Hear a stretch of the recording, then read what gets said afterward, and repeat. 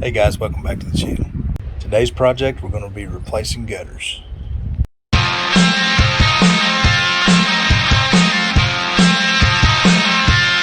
Let's get started.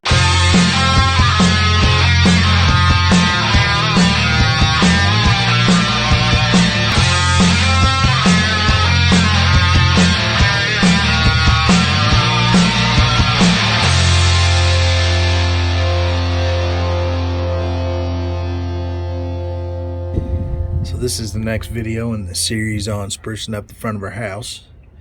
And today's subject, we're replacing gutters. The gutters on our house are 20 years old, just like everything else. And of course we did have a tree that fell, or a limb fell out of a tree one year, hit the side of our house and side of our porch and busted up the gutters pretty good. And I just never got around to fixing them, so I just decided to replace all of them. I'm going to go ahead and do one side of the house and one side of the porch, and then we'll have the other side to do. And then in between I'll show you some tips that I have for joining up seamed gutters. I didn't go with seamless gutters simply because the seamed gutters, the 10-foot sections that you get from Lowe's, are readily available, easy to get, and so I just went with that.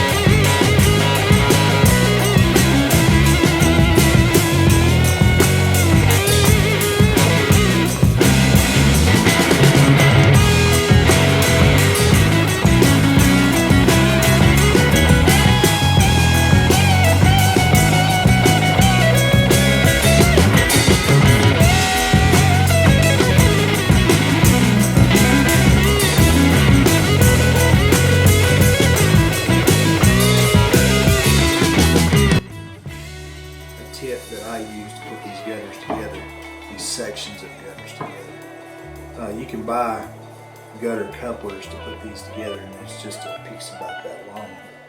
Both ends slide into it, and then you rivet it together, but they're kind of bulky, and I think they look better without those couplers in it. I also use this same thing to attach gutters to the corner boxes that you buy. It goes into a corner and it attaches two pieces of gutter at a 90-degree angle. I also use this to attach those two. So I'll show you how I put those together. So a good overlap for gutters is about 4 inches. That gives you plenty of place to put your sealer in so that you can seal the gutters up good and tight. The first thing you want to do is you want to measure in 2 inches from the end. Make a mark.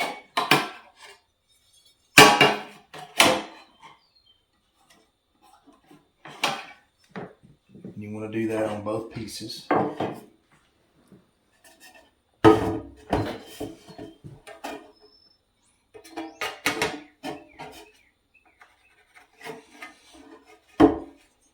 Inches in, make your mark.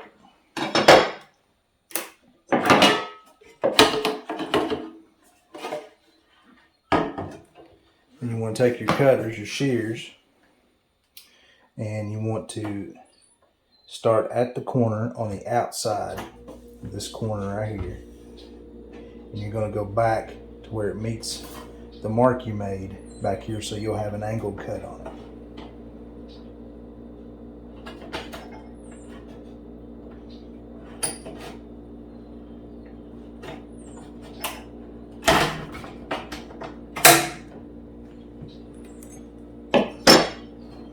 And you also want to pull this lip down a little bit so that you can get the other piece to slide into it.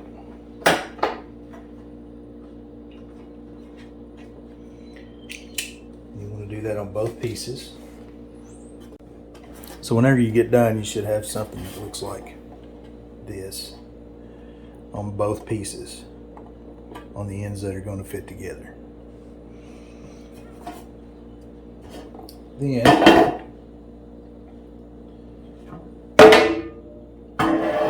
when you put these pieces together, you want to run your sealer up and down, especially in the bottom.